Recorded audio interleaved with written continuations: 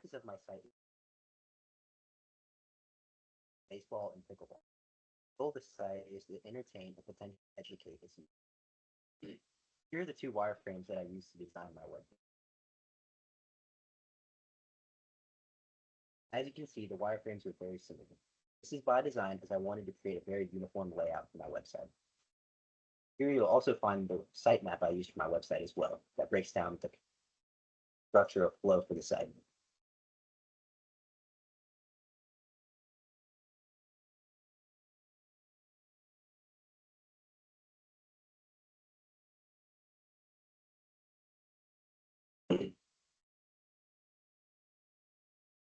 Here you'll see the homepage of my site. To aid in the styling on my site, I use the W3 CSS framework in addition to a linked style sheet. I use the framework to help style prominent features such as the navigation bar and newsletter found on the homepage. The three colors I chose for my website are white, black, and W3 emerald. As you can see, I used black as the background, white as the text color, and then W3 emerald on various features of my website. Now I'm just going to quickly pan through all the pages of my site.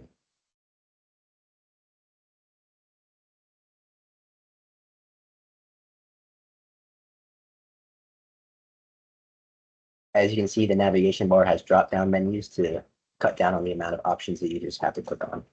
As well, I'm using a black breadcrumb to show which page I'm on the website.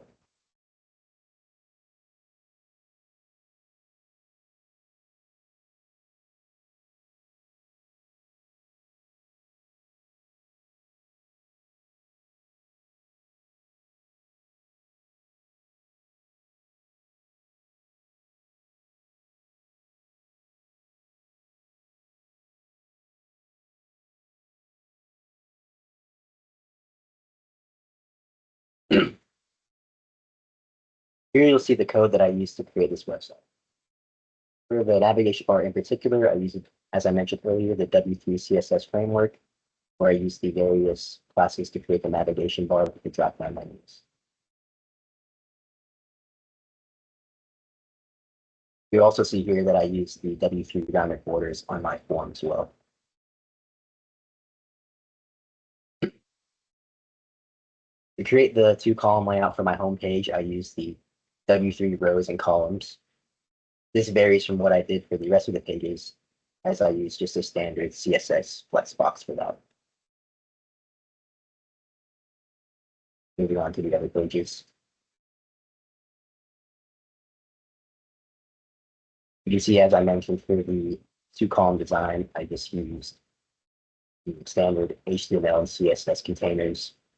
And I will show the styling for that in a moment.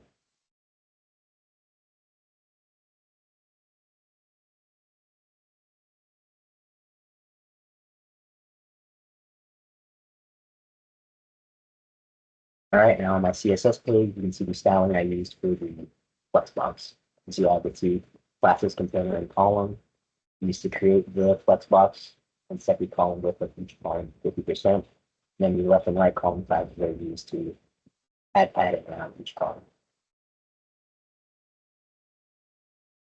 As well, you can see my media screen and media print features that I've added to the website.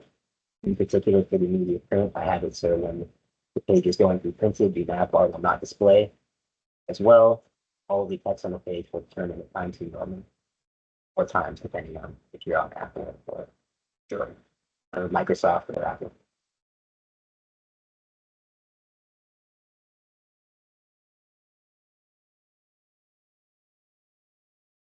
After creating this website, I would say the most challenging part of the project was figuring out the layout of my pages. I already had a solid idea of what I wanted to do for the pages, so it was just a matter of figuring out how I wanted them to look. Overall, this project helped me put my skills learned in this course into practice. It was fun being able to create a website with the content and features that I wanted. Thank you.